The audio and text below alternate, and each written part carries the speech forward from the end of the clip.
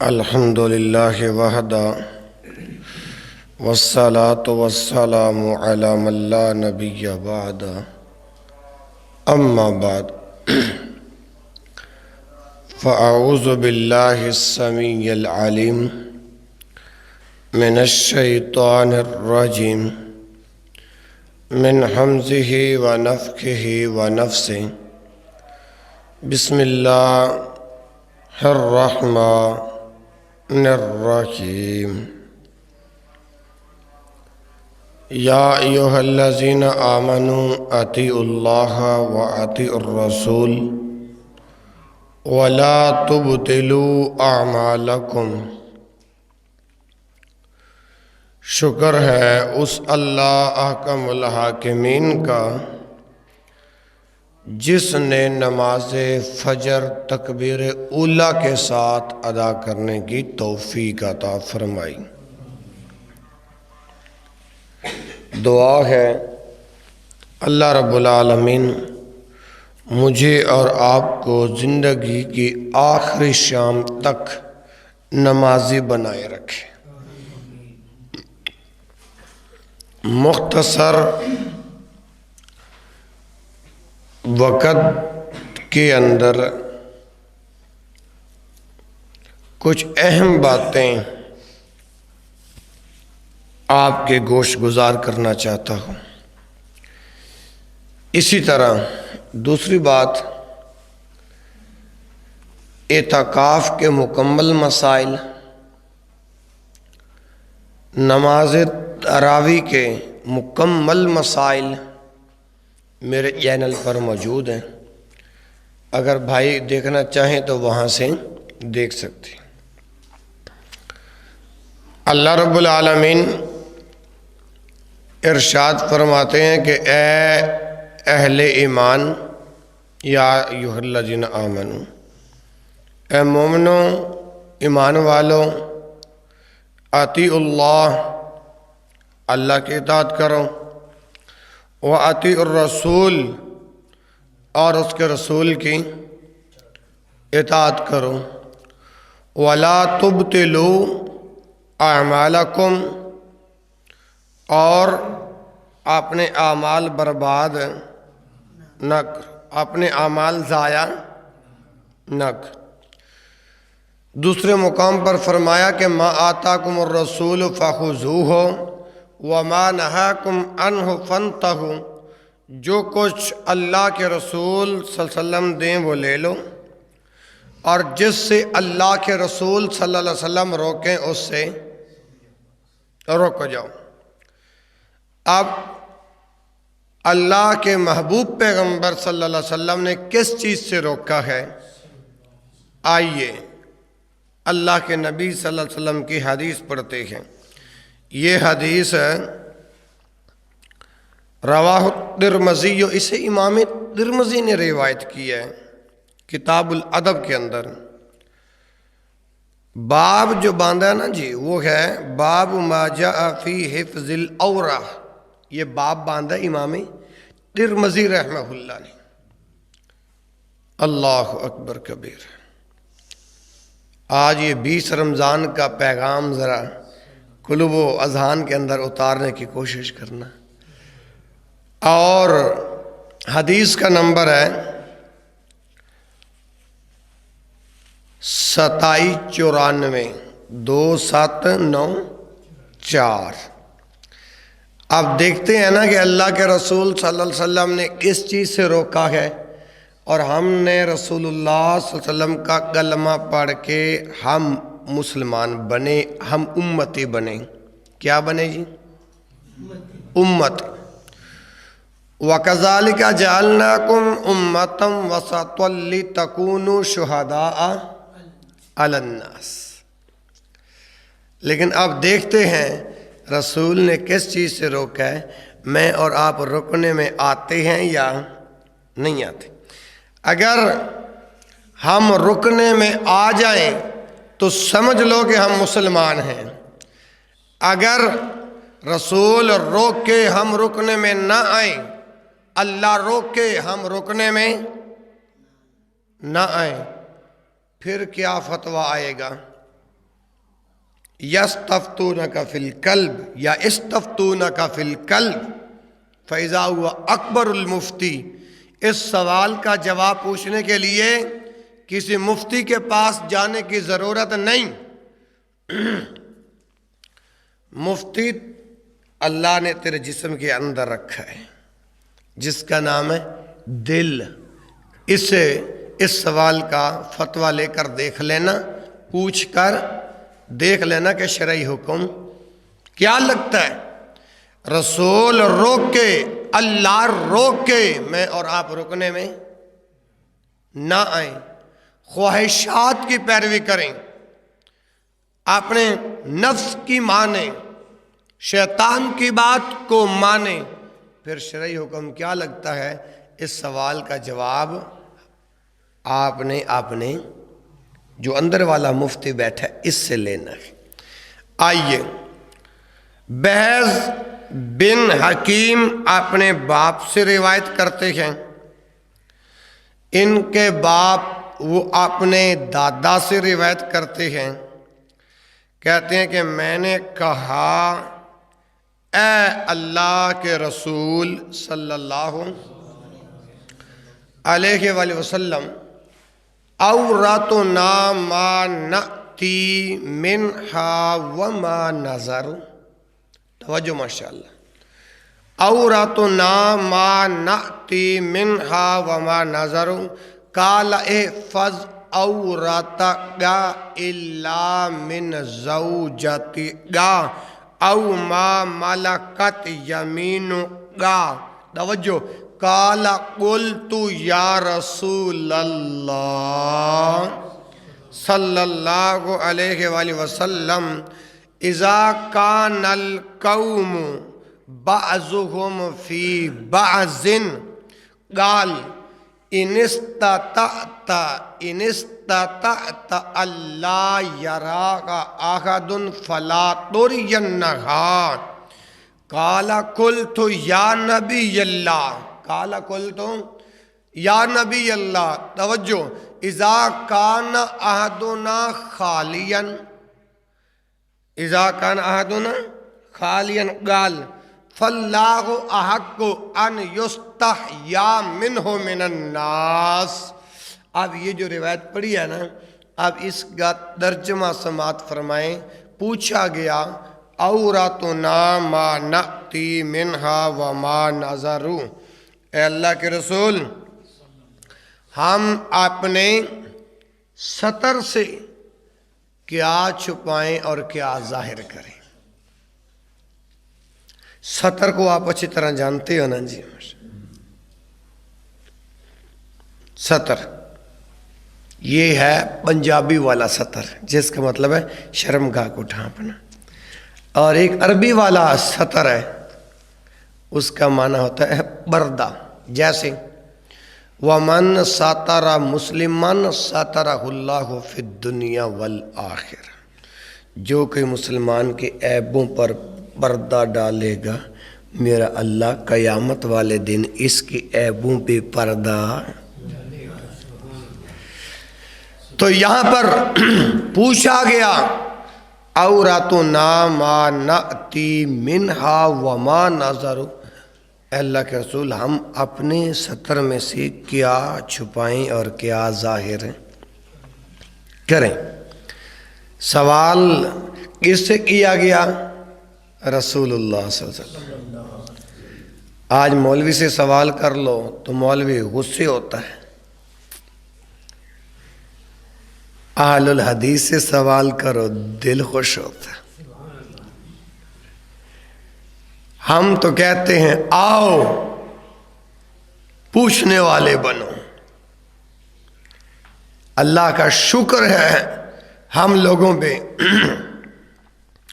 اگر ہمیں آتا ہے جواب دے دیتے ہیں، ذہن میں نہیں تو کہتے ہیں کہ بھائی پڑھ کے بتا دیں گے. یہی بات جب رسول اللہ صلی اللہ علیہ وسلم سے پوچھی گئی، امام الانبیاء حضرت محمد رسول اللہ صلی اللہ علیہ وسلم نے جواباً ارشاد فرمایا قال احفظ عورتک الا من زوجتک او ما ملکت یمینک. آپ صلی اللہ علیہ وسلم نے جواب دیا جب انہوں نے پوچھا کہ ہم اپنے ستر سے کیا چھپائیں اور کیا ظاہر کریں، آپ نے فرمایا احفظ عورتک، اپنی شرمگاہ کی حفاظت کر، یہی تیرا ستر ہے. احفظ، حفاظت کر، عورتک، اپنی شرمگاہ کی. اور آگے فرمائیں احفظ عورتک الا من زوجتک، مگر جو تیری بیوی ہے. زوجاتی کا کاف خطاب کے لیے آتا ہے. الا من زوجتک او ما ملکت یمینک، کہا اپنی شرمگاہ کی حفاظت کر مگر اپنے بیوی سے اور لونڈی سے. بیوی سے اور لونڈی سے. رسول اللہ سے سوال کیا گیا، آپ نے جواب دے دیا. صحابہ کا دل مطمئن نہیں ہوا. کہا قال قلت یا رسول اللہ، کہا قلت میں نے یا رسول اللہ، اے اللہ کے رسول، اذا کان القوم بعضهم فی بعض، جب قوم کے لوگ آپس میں ملے جلے ہوں. مطلب کیا؟ کوئی ایسا مقام بھی آتا ہے جس میں مرد عورت اکٹھے ہوتے ہیں. مرد عورت، حدیث کے الفاظ اذا کان القوم بعضهم فی بعض، جب قوم کے لوگ بعض کے بعض آپس میں ملے جلے ہوں، اس وقت ہم اپنی شرمگاہ کی حفاظت کیسے کریں؟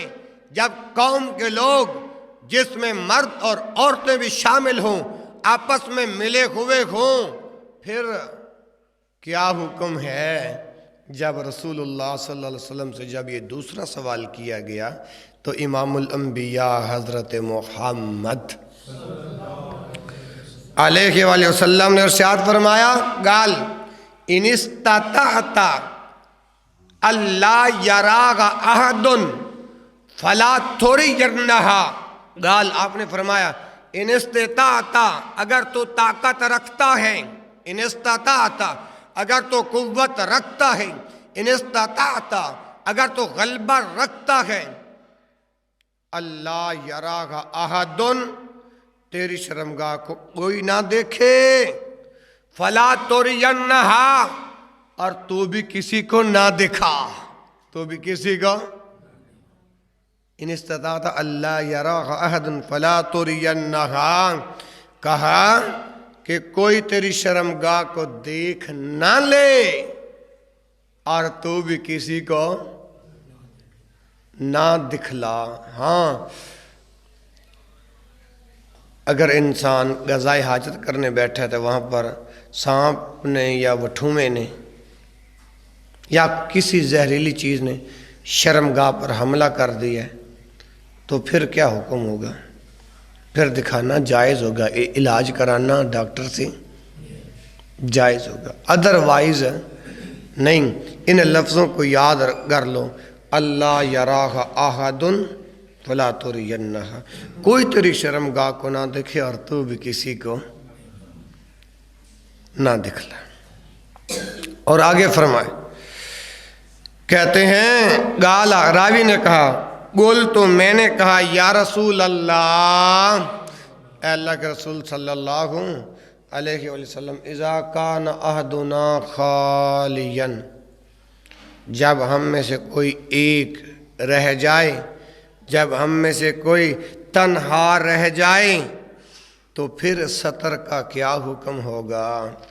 اذا کان احدنا، نا ہم میں سے کوئی ایک رہ جائے، خالین اکیلا تنہا، تو تب کیا حکم ہوگا؟ رسول اکرم حضرت محمد صلی اللہ علیہ وآلہ وسلم نے ارشاد فرمایا قال فاللہ احق ان یستحیا منہ من الناس، پس پھر حق یہ ہے کہ اللہ زیادہ، فاللہ احق، پھر اللہ زیادہ حق رکھتا ہے کس چیز کا حق؟ ان یستحیا منہ من الناس، کہ اس سے حیا کی جائے، اس سے۔ اچھا یہ اللہ کے رسول کی حدیث سمجھ آ گئی؟ جزاک اللہ۔ دوسری حدیث پڑھتے ہیں۔ اپنی شرمگاہ کو اور اپنی سطر کو ہمیشہ ڈھانپ کر رکھنے کا حکم ہے، لیکن جو اب حدیث پڑھوں گا نا اس کے اندر کئی مسائل سمجھ میں آ جائیں گے۔ حوالہ ہے جی فتح الباری فی کتاب اللباس کی 10ویں جلد، اور نمبر ہے 5819 5819۔ راوی ابو ہریرہ رضی اللہ عنہ، فرمان امام الانبیاء حضرت محمد الرسول اللہ صلی اللہ علیہ وسلم فرمایا، نہى النبی صلی اللہ علیہ وآلہ وسلم عن الملامسات والمنابذات۔ نبی پاک صلی اللہ علیہ وسلم نے روکا ہے بے ملامسہ سے بھی اور بے منابذہ سے بھی۔ اب یہ بے ملامسہ کیا ہے اور بے منابذہ کیا ہے؟ قاری صاحب کپڑے کا کاروبار کرتے ہیں، ان سے پوچھ لینا کہ یہ کتاب البیوع کے اندر انہوں نے پڑھی ہوگی کہ یہ بے ملامسہ کیا ہے اور بے منابذہ کیا ہے۔ اس سے نبی پاک صلی اللہ علیہ وسلم نے منع کیا ہے، نبی پاک صلی اللہ علیہ وسلم نے روکا ہے۔ ایک دوسری بات، وَأَنْ صَلَاتَيْنِ بَعْدَ الْفَجْرِ، نبی پاک صلی اللہ علیہ وسلم نے 2 نمازوں کے بعد سے بھی روکا ہے، 2 نمازوں کے۔ وَأَنْ صَلَاتَيْنِ بَعْدَ الْفَجْرِ، ایک تو نماز فجر کے بعد، حَتَّى تَرْتَفِعَ الشَّمْسُ، یہاں تک کہ سورج بلند ہو جائے، سورج طلوع ہو جائے۔ اس کے بعد سورج طلوع ہونے کے بعد نماز پڑھنے سے پیغمبر نے روکا ہے، نبی نے روکا ہے۔ سورج طلوع ہونے کے بعد، نماز فجر کے بعد کسی نماز سے اللہ کے رسول نے کیا کیا؟ وَأَنْ صَلَاتَيْنِ بَعْدَ الْفَجْرِ حَتَّى تَرْتَفِعَ الشَّمْسُ۔ لیکن آج تو چلو رمضان المبارک کا مہینہ ہے نا، رمضان المبارک کے بعد ان لوگوں کا کیا وتیرہ ہوگا کہ جب تلک سورج طلوع ہوتا نہیں اور ہمارے چہرے سے بستر اترتا نہیں۔ ہاں جی، اللہ اکبر۔ وَأَنْ صَلَاتَيْنِ بَعْدَ الْفَجْرِ حَتَّى تَرْتَفِعَ الشَّمْسُ وَبَعْدَ الْمَغْرِبِ، ایک تو نماز فجر کے بعد ہے اور دوسرا نماز مغرب کے بعد۔ حَتَّى تَغِيبَ الشَّمْسُ، جب سورج غروب ہو رہا ہو، جب سورج غروب ہو رہا ہو۔ نماز مغرب کے بعد بھی نماز پڑھنے سے پیغمبر نے روکا ہے، تو آج جو نماز مغرب کے بعد صلاۃ الاوابین پڑھتے ہیں ان کا شرعی حکم کیا لگے گا؟ ہاں جی، یہ چاشت کی نماز، جو اپنا یہ جتنے بھی نام ہیں یہ ایک ہی نماز کے نام ہیں، صلاۃ الضحیٰ، چاشت، اوابین، یہ ایک ہی نماز کے نام ہیں۔ لیکن اب ہماری وضع کردہ ایجاد کیا ہے، اس سے مغرب کے بعد ادا کر لو، حالانکہ پیغمبر کی حدیث آپ کے سامنے ہے کہ نماز فجر کے بعد نماز پڑھنے سے پیغمبر نے روکا، نماز مغرب کے بعد جب سورج غروب ہو رہا ہو پیغمبر نے روکا۔ اللہ مجھے اور آپ کو رکنے کی توفیق عطا فرمائے۔ پیغمبر نے بے ملامسہ سے روکا، مجھے آپ کو رکنے کی توفیق عطا فرمائی۔ پیغمبر نے اپنا بے ملامسہ اور منابذہ سے روکا، یہ دور جاہلیت کی بیک ہے، اللہ ہمیں بھی رکنے کی توفیق عطا فرمائی۔ 2 مسائل اس حدیث سے اخذ ہوئے، اور تیسرا مسئلہ وَأَن يَحْتَبِيَ بِالثَّوْبِ الْوَاحِدِ لَيْسَ عَلَى فَرْجِهِ بَيْنَهُ وَبَيْنَ السَّمَاءِ وَأَن يَشْتَمِلَ السَّمَّاءَ، یہاں تک جو میں نے الفاظ پڑھے نا، دو مسئلے اس کے اندر اور ہیں. وہ کیا ہے؟ فرمایا کہ وَأَن يَحْتَبِيَ بِالثَّوْبِ الْوَاحِدِ، بندہ آدمی ایک چادر لپیٹ کر گھٹنے سے اوپر کر کے نہ بیٹھے. ایک چادر لپیٹ کر اپنے گھٹنوں سے اوپر کر کے نہ بیٹھے. سمجھ آ گئی؟ نہیں تو بیان کے بعد ان لفظوں کے بارے میں پوچھ لینا. وَأَن يَحْتَبِيَ بِالثَّوْبِ الْوَاحِدِ، پیغمبر نے کیوں روکا ہے ایک چادر کے ساتھ بیٹھنے میں، اور وہ بھی چادر گھٹنوں سے اوپر ہو؟ وَأَن يَحْتَبِيَ بِالثَّوْبِ الْوَاحِدِ، آگے وجہ بھی اللہ کے نبی صلی اللہ علیہ وسلم نے بیان فرما دی ہے، اور وہ یہ ہے لَيْسَ عَلَى فَرْجِهِ، فرج ہے، لَيْسَ عَلَى فَرْجِهِ بَيْنَهُ وَبَيْنَ السَّمَاءِ، کہ اس کی شرمگاہ پر آسمان اور زمین کے درمیان کوئی چیز حائل ہے. اگر جب بندہ اس حالت میں بیٹھا ہوتا ہے پھر آسمان و زمین کے درمیان کوئی چیز نہ ہو، تو اس طرح بیٹھنے سے یہ عمل میرے رب کو پسند لیسا فرجہی، نہیں ہے اس کی شرمگاہ. لفظی معنی کرنے لگا. لیسا فرجہی، علا فرجی، علا پر فرجہی، اس کی شرمگاہ، شیئن کچھ بھی، بینہو اس کے درمیان، و بین السماء اور آسمان کے درمیان. سمجھ آ گئی؟ اور آگے فرمایا وَإِن يَشْتَمِلَ السَّمَّاءَ، اور گونگی بکل مار کر بیٹھنے سے بھی اللہ کے رسول صلی اللہ علیہ وسلم نے روکا ہے. گونگی بکل مار کر اگر آپ جمعے کے اندر بھی بیٹھو گے نا، تمہارا جمعے کا ثواب ضائع ہو جائے گا. اپنی طرف سے نہیں کہہ رہا بات، ذمہ دار بندہ ہوں، ذمہ داری کے ساتھ بات عرض کروں گا. اگر کسی کو شک ہو تو اس کا گھر پورا کر کے، یعنی مطمئن کر کے جاؤں گا. سنن ابی داود حدیث کی کتاب ہے، کتاب الجمعہ کھولو، اور دوسری جلد متن والی کتاب الادب کھولو، اس کے اندر یہ الفاظ موجود ہیں. وَأَن يَشْتَمِلَ السَّمَّاءَ، گونگی بکل مار کر اگر آپ بیٹھو گے جمعے کے اندر تو آپ کا جمعے کا ثواب بھی. اس حدیث کے اندر کتنے مسائل بیان ہوئے. بے ملامسہ اور بے منابضہ سے پیغمبر نے روکا. دوسرا مسئلہ، دو نمازوں کے بعد جو انسان عبادت کرتا ہے، اس سے اللہ کے رسول نے روکا ہے. پھر ایک کپڑے چادر کے ساتھ اس انداز میں بیٹھنے سے بھی پیغمبر نے روکا ہے. اور اس حدیث سے پانچواں مسئلہ یہ ہے کہ گونگی بکل مارنے سے بھی اللہ کے پیغمبر نے. دو احادیث کے اندر اتنے مسائل بیان ہو گئے. آگے آؤ، یہ بات جو ہے نا، اپنی شرمگاہ کی حفاظت کیسے کرنی چاہیے، یعنی حفظ الفرج کو کن کن مقامات سے بچانا چاہیے. اللہ اکبر.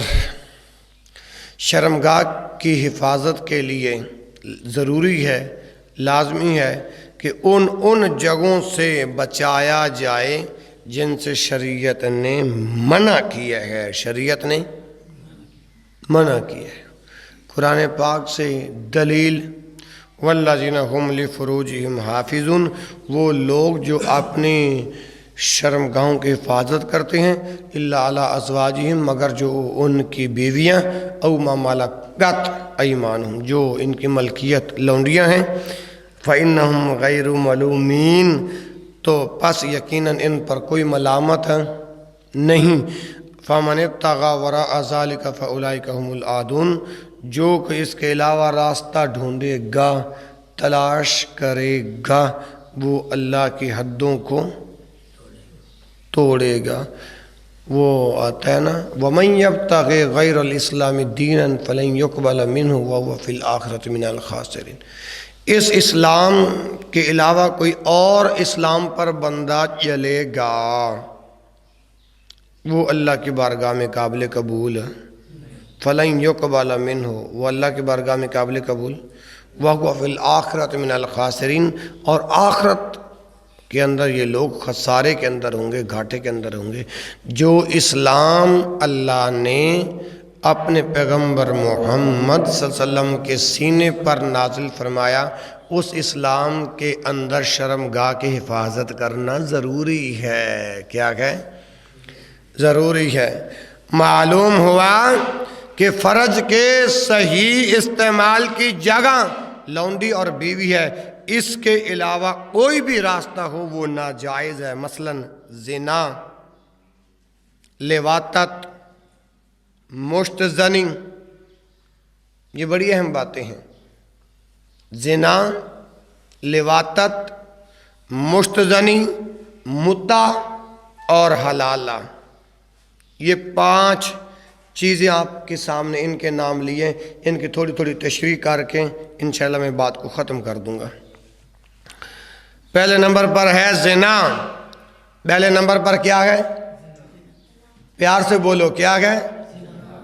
زنا کے بارے کے اندر شریعت کا کیا حکم ہے؟ زنا کار مرد ہو یا عورت ہو، زنا کار مرد ہو یا عورت ہو، یہ حرام فعل کے شرعی طور پر جو سزا کے مستحق ہیں وہ ہے زانی مرد تے زانی عورت، زانی مرد زانی عورت۔ اچھا پھر اس کی بھی آگے، اگر زانی مرد گمارا گئے پھر شریعت کے حد اور سزا کیا ہے؟ اگر شادی شدہ نے یہ گناہ کیا، زنا کیا تو تب شریعت کی حد کیا ہے؟ اللہ اکبر اللہ۔ پہلے سنو، اگر زانی مرد ہو یا عورت ہو، اسی طرح اگر گمارا ہو تو شادی ابھی اس کی نہ ہوئی ہو تو پھر بھی وہ یہ زنا کر ڈالے تو شریعت نے حد کیا لگائی ہے؟ 100 درے، 100 کوڑے۔ کیا؟ گمارا جو کہتے ہیں جوانی دیوانی ہوتی ہے، اگر ان سے یہ فعل سرزد ہو جائے تو اسلام نے حد جو ہے وہ 100 کوڑے رکھی ہے اور 1 سال کی جلاوطنی، 1 سال کی۔ یہ سزا رب کے قرآن میں موجود ہے، یہ سزا رب کے قرآن میں موجود ہے۔ اور اگر زانی مرد زانی عورت زنا کرتے ہوئے پکڑے گئے، اس وقت اگر یہ معافی مانگے، ان کی معافی نہیں قبول کی جائے گی۔ اسلام نے جو سزا متعین کی ہے وہ ہے رجم۔ کیا ہے؟ رجم۔ اللہ کی قسم آج میرے اور آپ کے ملک کے اندر ان شرعی سزاؤں کو اگر نافذ کر دیا جاتا، اللہ کی قسم نہ گمارا زنا کرتا نہ شادی شدہ زنا کرتا۔ اللہ اکبر۔ دعا کرو اللہ عمر جیسا حکمران عطا فرما دے۔ اچھا، یہ جو آپ کے سامنے جو اسلام کے جو حد میں نے بیان کی ہے، اس کی دلیل کہاں ہے؟ یہ رب کے قرآن کے اندر موجود ہے۔ اللہ اکبر۔ قرآن میں بھی ہے اور حدیث میں بھی ہے۔ سورۃ نور کی آیت نمبر 2، سورۃ نور کی آیت نمبر 2، اور یہی بات پیغمبر کے فرمان سے بھی انشاءاللہ آپ کے سامنے پیش کرتا ہوں۔ الزانیۃ والزانی،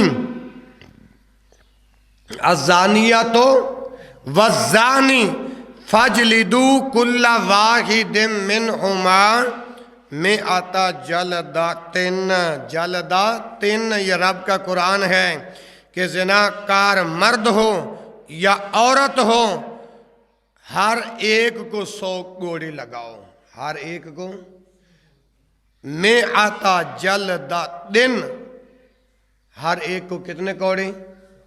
اب پیغمبر کی حدیث صحیح مسلم کتاب الحدود اور باب حد الزنا 1695 نمبر ہے، سنن ابو داؤد کے اندر 5514 نمبر ہے حدیث کا، اور سنن ترمذی میں 1443 نمبر ہے، حضرت عبادہ بن صامت رضی اللہ عنہ کی حدیث میں ہے کہ رسول اللہ صلی اللہ علیہ وسلم نے ارشاد فرمایا کم مارا لڑکا کم ماری لڑکی سے زنا کرے تو ان کی سزا 100 گھوڑے ہے اور 1 سال کی جلا وطنی ہے۔ اگر شادی شدہ عورت کے ساتھ شادی شدہ مرد زنا کرے تو ان کی سزا 100 گھوڑے اور رجم کرنا ہے، سنگسار کرنا ہے۔ دعا کرو اللہ اس گناہ سے بچائے۔ آگے ہے مشت زنی۔ کیا ہے مشت زنی؟ کو جانتے ہو؟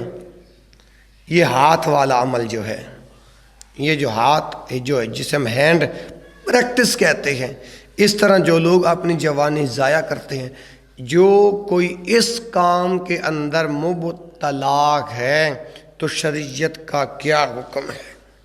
شریعت کا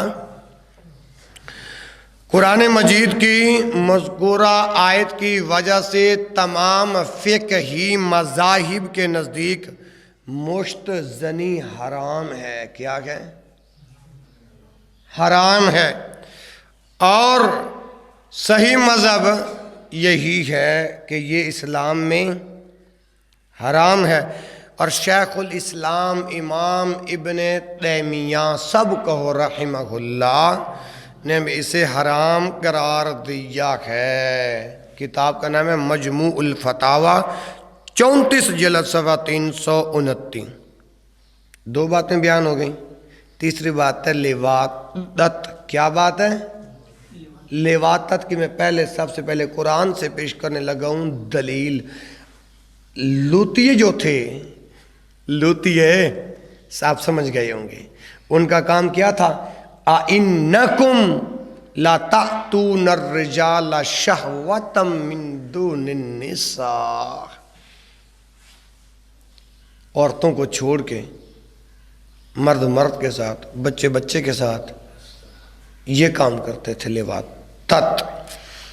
جس کے اندر یہ گناہ پایا گیا اس کی سزا کیا ہے؟ حدیث سے پہلے حوالہ ہے ابن ماجہ کتاب الحدود کے اندر یہ حدیث موجود ہے 2561۔ سنن ترمذی میں یہ حدیث موجود ہے 1456۔ ابو داؤد کے اندر حدیث ہے 4462، اور صحیح ابو داؤد کے اندر حدیث ہے 3745 یعنی 3745۔ لواطت کے بارے میں جو بات بیان کر رہا ہوں، جو حدیث پیش کر رہا ہوں، جس کے اتنے حوالے دی، اب حدیث سنیں۔ راوی کون ہے؟ ابن عباس رضی اللہ عنہما۔ اللہ کے رسول صلی اللہ علیہ وسلم نے ارشاد فرمایا من وجدتموہ یعمل عمل قوم لوط فاقتلوا الفاعل والمفعول بہ۔ اس کا ترجمہ کیا ہے؟ جسے تم قوم لوط والا عمل کرتے دیکھو، فاعل اور مفعول دونوں کو قتل کر دو، دونوں کو۔ معلوم ہوا لوطیوں کی سزا جو شریعت نے مقرر کی ہے وہ کیا ہے؟ فاعل اور مفعول کو قتل کیا جائے۔ اگر اسلامی حکمران ہوتا تو یہی ان سزاؤں کا نفاذ کیا ہوتا۔ اپنے ایمان سے بتاؤ آج تیرے اور میرے ملک میں زنا باقی رہتا؟ اللہ اکبر۔ اچھا، یہ ایک روایت میں ہے دونوں کو قتل کر دو، چاہے وہ شادی شدہ ہے یا بغیر شادی شدہ ہے۔ اب یہ جو دوسری روایت پیش کیا یہ صحیح ابن ماجہ اور حدیث کا نمبر ہے 2576، لیکن یہ ہر بندے کا کام ہے نہیں۔ یہ قتل کرنا اسلامی حکومت کا کام ہے، یہ قتل کرنا اسلامی حکومت کا کام ہے۔ ہر بندہ اٹھ کر قتل ہے نہیں کر سکتا۔ زنا، مشت زنی، لواطت، یہ 3 ہو گئے۔ دو باقی رہ گئے، ایک ہے متع، ایک ہے حلالہ. یہ دو چیزوں کے بارے میں مختصر وضاحت باقی ہے ابھی. اللہ اکبر. متع کسے کہتے ہیں؟ متع اگر اپنی طرف سے تعریف کروں تو دل میں شک پیدا ہو جائے گا، اگر احادیث پڑھ کے عرض کروں آپ کا دل مطمئن ہو جائے گا.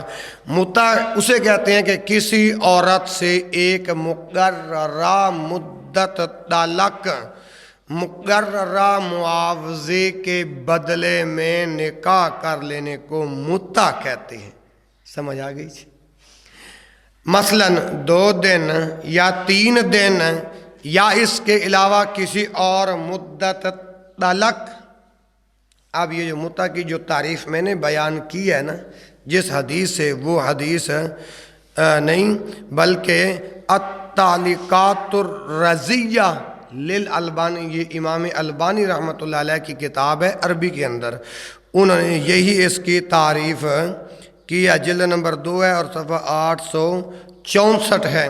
اچھا ایک بات یاد کو، پہلے یہ نکاح درست تھا جس کو متع کے نام سے تعبیر کیا گیا ہے، لیکن پھر رسول اللہ صلی اللہ علیہ وآلہ وسلم نے اس متع کو حرام قرار دیا. اس متع کو آج شیعہ کہتے ہیں، رافضی کہتے ہیں، اللہ کے رسول نے کہاں منع کیا ہے، لہٰذا آج بھی متع جائز ہے. اور ہم کہتے ہیں کہ بھائی متع حرام ہے. بولو متع، بلند آواز سے متع، بلند آواز سے متع. دلیل پہلے حوالہ، اللہ اکبر.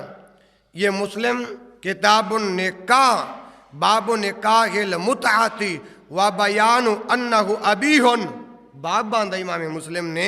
پھر حدیث لے کر آئے ہیں 1406. یہی حدیث سنن ابو داود کے اندر ہے، 2072 نمبر ہے. یہی حدیث ابن ماجہ میں ہے، 1922 نمبر ہے. اللہ کے رسول صلی اللہ علیہ وسلم کا یہ فرمان حضرت صابرہ جہنی رضی اللہ عنہ سے مروی ہے. رسول اکرم حضرت محمد رسول اللہ صلی اللہ علیہ وسلم نے ارشاد فرمایا، اسے اللہ تعالیٰ نے تا روز قیامت تک حرام قرار دیا ہے. کیا قرار دیا ہے؟ حرام قرار دیا ہے. اے لوگوں، میں نے تمہیں عورتوں سے متع کرنے کی اجازت دی تھی، اب اسے اللہ تعالیٰ نے تا روز قیامت حرام قرار دیا ہے. جس کے پاس ان عورتوں میں سے کوئی ہے وہ اس کا راستہ چھوڑ دے. تو ثابت ہو گیا کہ متع حرام ہے.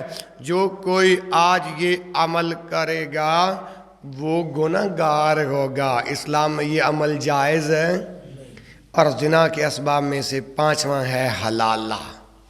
یہ آخری گزارش ہے. کیا ہے؟ اب حلالہ کسے کہتے ہیں؟ حلالہ، بعض مولوی تو حلالے کا نام ہی سن کر خوش ہو جاتی ہے، لیکن ہمارا اسلام، ہمارا مذہب اس بارے میں کیا حکم دیتا ہے؟ حلالہ ایسے عقد کو کہتے ہیں، حلالہ ایسی گرہ کو کہتے ہیں جس میں کوئی شخص متعلقہ ثلاثہ سے محض طلاق نیت، محض طلاق کی نیت سے نکاح و مباشرت کرتا ہے، اس کو حلالہ کہتے ہیں. مثلا چاند دنوں کا نکاح، عارضی خامد نے طلاق دے دی ہے، خامد نے. آج اسلام سے ہماری دوری اتنی ہے، شرعی طلاق دینے کا اگر بالفرض انسان کی آپس میں نہیں بنتی تو اسلام نے حق دیا ہے کہ وہ ایک دوسرے سے آزادی حاصل کر لیں. کیا کر لیں؟ تو بعض اوقات انسان کو جب غصہ آتا ہے تو غصہ شیطان کی طرف سے آتا ہے، تو وہ کہتے ہیں طلاق طلاق طلاق 3 مرتبہ، بس تو حرام ہو گئی. پھر مسئلے کا پتہ نہیں، پھر مفتیوں کے پاس بھاگتے. شرعی طلاق دینے کا ہمیں پتہ ہی نہیں.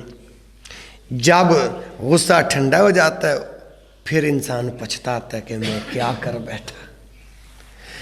پھر مولویوں کے پاس جاتے ہیں، وہ کہتا ہاں اب حلالہ نکلے گا پھر وہ عورت تیرے لیے حلال ہوگی، نہیں تو ادروائز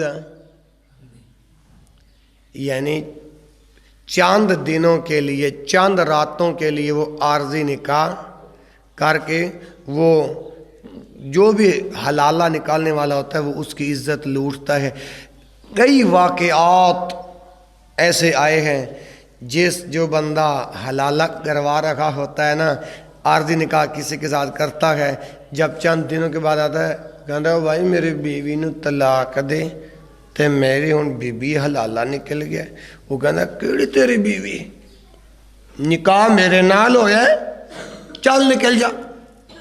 تو پھر ہاتھ پچھتائے کیا، جب چڑیاں چگ گئیں کھیت، پھر بندہ بعد میں پچھتاتا ہے۔ تو حلالہ اسے کہتے ہیں تاکہ وہ عورت پہلے شوہر کے لیے حلال ہو جائے، اس غرض سے کرنے والے کو محلل کہتے ہیں۔ حلالہ کرنے والے کو عربی میں محلل، محلل یاد کر لو، محلل کہتے ہیں، حلالہ کرنے والے کو محلل کہتے ہیں۔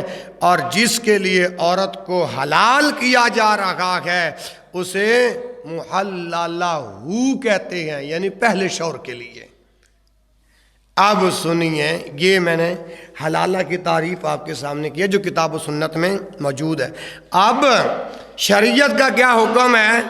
ابن ماجہ کتاب النکاح حدیث کا نمبر ہے 1936، صحیح ابن ماجہ حدیث کا نمبر ہے 1572، حاکم کی دوسری جلد صفحہ 199، اور سنن الترمذی میں 1120، اور احمد کی پہلی جلد صفحہ 448۔ اتنے حوالے جات دے چکا ہوں، اپنی طرف سے کوئی بات نہیں کر رہا۔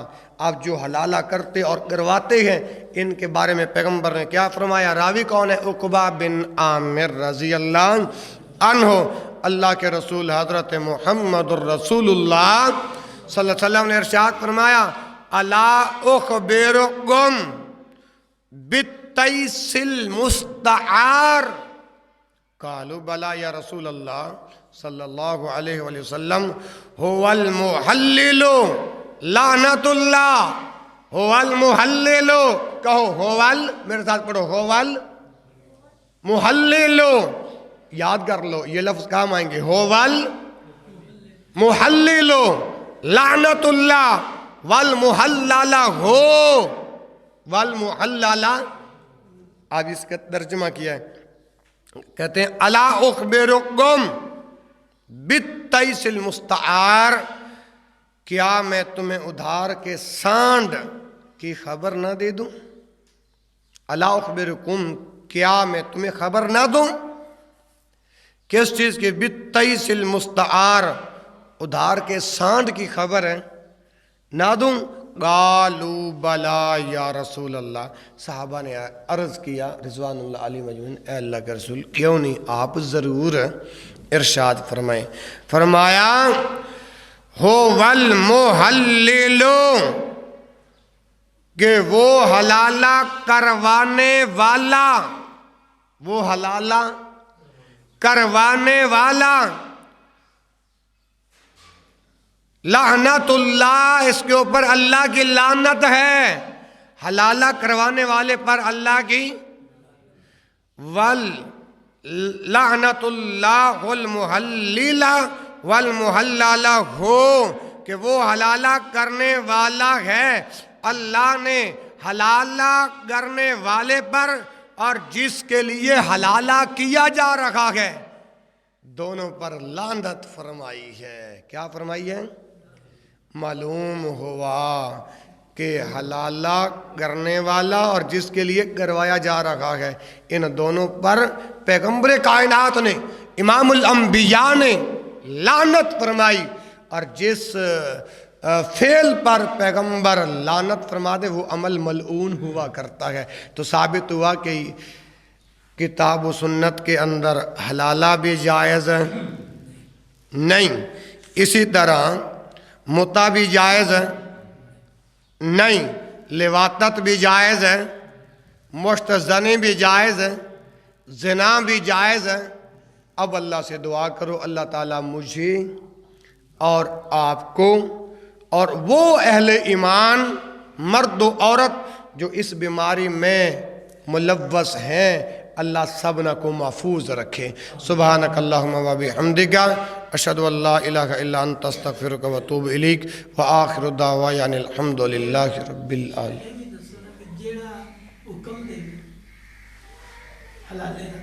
وہ بھی اسی دے اندر شمار ہوئے گا. ایک تا حلالہ کرنا ہے ایک دونوں نے آپس فریق ایک جن دے کول فتویٰ لیا جاندہ ہے جیڑا اس فتویٰ دیندہ ہے اس انسان دے لائے او بندہ کبیرہ گناہ دا مرتکب جے. سب تو زیادہ تو گناہ دا مرتکب. ہاں جی وڈے گناہ دا مرتکب ہے. تھوڑی اور جو بڑے گناہ کا مرتکب ہوتا ہے نا جی وہ جب تک اللہ کی بارگاہ میں سچی توبہ نہ کرے اللہ اس کو معاف نہیں کرے گا. یعنی کبیرہ گناہ اکبر الکبائر جسے کہا گیا اکبر الکبائر گناہ سب سے بڑا گناہ جو حکم جاری کرنے والا ہے سب سے پہلے اسی کی پکڑ ہوگی. اور مزابنہ فرشتے ایسے بندے کو اس کے مشکوں سے باندھ کر اور گھسیٹ کر رب کی جہنم میں گرا دیں گے. دلیل وَإِذَا أُلْقُوا مِنْهَا مَكَانًا ضَيِّقًا مُقَرَّنِينَ هُنَالِكَ دَعَوْا ثُبُورًا.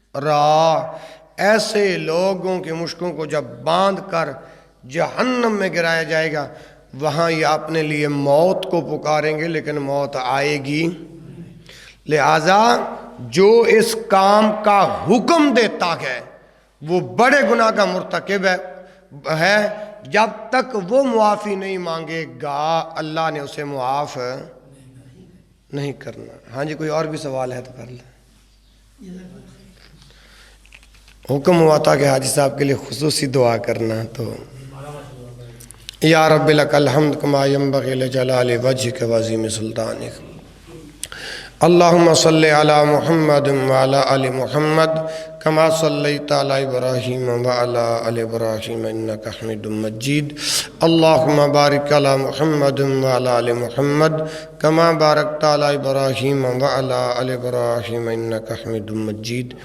اللہم اقسم لنا من خشیتک اللہم اقسم لنا من خشیتک ما تحول به بیننا و بین معاصیک ومن طاعتک ما تبلغنا بجنتک ومن الیقین ما تحون به علینا مصیبات الدنیا ومتعنا باسمائنا وابصارنا وقوتنا ما احییتنا واجعلہ الوارث منا واجعل ثارنا علی من ظلمنا وانصرنا علی من آدانا ولا تجعل الدنیا اکبر ہمنا ولا مبلغ علمنا ولا تسلط علینا من لا یرحمنا. اللہم زدنا ولا تنقصنا واکرمنا ولا تہنا وآتنا ولا تحرمنا واسرنا ولا تؤثر علینا ورزنا ورز عنا. اللہم فرج ہم المحمومین ونفس کرب المکروبین وقض الدین عن المدینین واشف مرضانا ومرض المسلمین. اللہ جتنے تیرے احباب بیٹھے ہیں اللہ سبنا کو معاف فرما دے. اللہ جو بیمار ہیں سبنا کو شفاء کامل عاجلہ عطا فرما دے. اللہ جس حاجی صاحب کے لیے بار بار حکم کیا گیا میرے مولا ان کی دلی تمناؤں کو پورا فرما دیں. اس علاقے والے مسلمانوں پر اپنا خاص رحم و کرم فرما دے. اللہ ان بیماریوں ان اسباب ان گناہوں سے ہم سبنا کو محفوظ رکھ لیں. وصلی اللہ تعالی علی حبیب خیر خلقہ محمد وعلی آلہ وصحبہ اجمعین برحمتک یا